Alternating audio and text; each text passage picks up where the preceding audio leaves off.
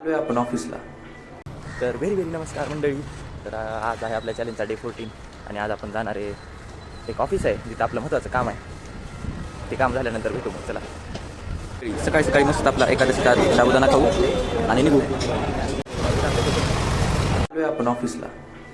तर मंडळी आपलं या ऑफिसमधलं काम झालेलं आहे आणि चला मग आता पार्किंगमधून गाडी घेऊन जाऊ आपण पुढे. विचार करतोय दगडूशेठला जाण्याचा. बघू मग काय आलो आहे. मानाचा पहिला गणपती कसबा या ठिकाणी. कसबा गणपतीला दर्शन करून मग जाऊया.